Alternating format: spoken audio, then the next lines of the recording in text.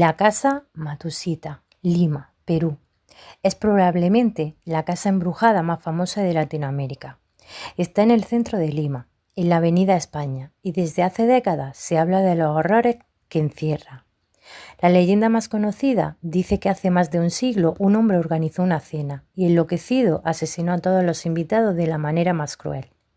Ese acto habría condenado la casa a estar habitada por las almas en pena de esas víctimas.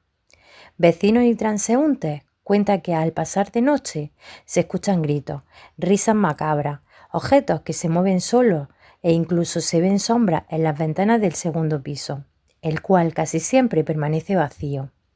Se ha vuelto tan famosa que incluso la televisión peruana y extranjera ha intentado investigar, pero siempre terminan ocurriendo casos extraños. Cámaras que fallan, equipos que se descargan de golpe, gente que siente mareos o ataques de pánico. La Casa de Aramberri, Monterrey, México. Ubicada en el centro histórico de Monterrey. Esta casa es sinónimo de tragedia. En 1933, dos hermanas que vivían allí fueron brutalmente asesinadas a cuchilladas en un crimen tan sangriento que marcó la historia de la ciudad. Desde entonces, vecinos y visitantes aseguran escuchar llantos, gritos desgarradores y pasos en el interior, aunque el lugar lleve décadas deshabitado. Lo más inquietante es que algunos exploradores urbanos que se han atrevido a entrar dicen que se sienten observados, como si las víctimas aún estuvieran allí, reviviendo la noche de su asesinato. La Casa de los Tubos, Monterrey, México. También en Monterrey se encuentra esta extraña construcción de los años 70, conocida como la Casa de los Tubos por su diseño cilíndrico y futurista. La leyenda dice que fue mandada a construir por un hombre para su hija, quien usaba silla de ruedas. Sin embargo, durante la construcción, la niña cayó accidentalmente desde lo alto y murió. Después de eso, la obra se abandonó y jamás fue terminada. Exploradores aseguran haber visto el espíritu de la niña asomándose a las ventanas, y hay quienes dicen que la casa misma parece rechazar a los visitantes. Las personas sienten mareos, ansiedad y hasta ataques de pánico apenas ponen un pie dentro. La Casa del Diablo, Bogotá, Colombia. En el barrio San Cristóbal, al sur de Bogotá, existe una casa que todos llaman la Casa del Diablo. Es una construcción antigua y deteriorada donde, según los vecinos, ocurren fenómenos extraños. Se escuchan ruidos de cadenas, risas siniestras y voces que llaman a la gente por su nombre. La leyenda urbana asegura que allí se realizaban rituales satánicos y que el lugar quedó cargado de una energía oscura. Incluso hay quienes aseguran haber visto a un ser con forma humana, pero con ojos rojos brillantes, merodeando en las noches. Palacio de Lecumberri, Ciudad de México, conocido como el Palacio Negro. Este lugar fue una prisión temida desde principios del siglo XX hasta 1976. Hoy es el Archivo General de la Nación, pero muchos trabajadores aseguran que sigue embrujado. Allí se cometieron torturas, ejecuciones y encierro inhumano. Por eso no sorprende que la gente hable de apariciones, de reos encadenados, voces de lamento y sombras que se mueven por los pasillos. Quienes trabajan de noche en el archivo dicen que es casi imposible no sentir una presencia observándolo entre los viejos documentos y celdas abandonadas. La Casa de la Bruja, Ciudad de México. En la colonia Roma de la Ciudad de México se encuentra este edificio triangular con una arquitectura que recuerda a un castillo europeo. Se le conoce como la Casa de la Bruja, porque según la leyenda, allí vivió una mujer llamada Pachita, considerada la curandera y bruja más famosa del México del siglo XX.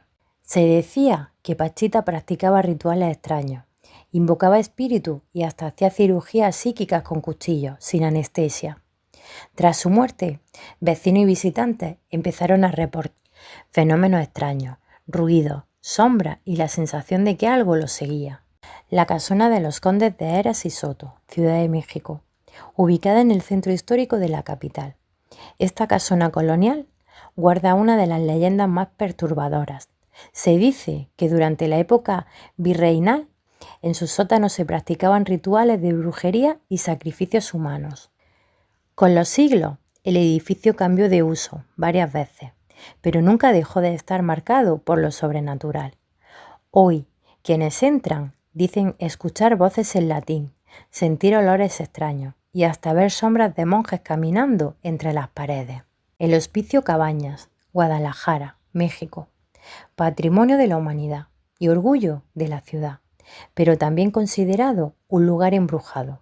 Construido en el siglo XIX como orfanato y hospital. Allí murieron cientos de niños y enfermos. Se dice que sus almas aún habitan el lugar. Hay quienes han visto a pequeños correr por los pasillos vacíos o han escuchado susurros infantiles. Lo inquietante es que durante recorridos turísticos algunos visitantes aseguran sentir manos invisibles que los tocan suavemente. La Casa de los Espantos, Guatemala. En el centro histórico de Quetzaltenango hay una casona abandonada donde, según los vecinos, aparecen figuras espectrales en las ventanas. Lo más común son sombras blancas que se pasean de un cuarto a otro, aunque no haya nadie dentro. Se dice que en el pasado allí vivió una familia que murió trágicamente y desde entonces sus almas quedaron atrapadas entre las paredes. La gente evita pasar de noche porque aseguran escuchar lamentos y ven luces que se prenden y apagan solas. La Casa de las Mil Puertas, Buenos Aires, Argentina, ubicada en el barrio de Palermo. Esta mansión se hizo famosa por su extraña arquitectura y porque, según la gente, fue escenario de rituales ocultistas. Dicen que por las noches se escuchan gritos y que los espejos muestran rostros que no deberían estar ahí. A lo largo de los años, muchos inquilinos abandonaron la casa asegurando que no podían dormir por la cantidad de fenómenos paranormales. Gracias por acompañarnos en este viaje, tras la huella de Horizonte Oculto. Aunque el capítulo de hoy terminó, la curiosidad no tiene fin y nos volveremos a encontrar donde lo desconocido nos llame.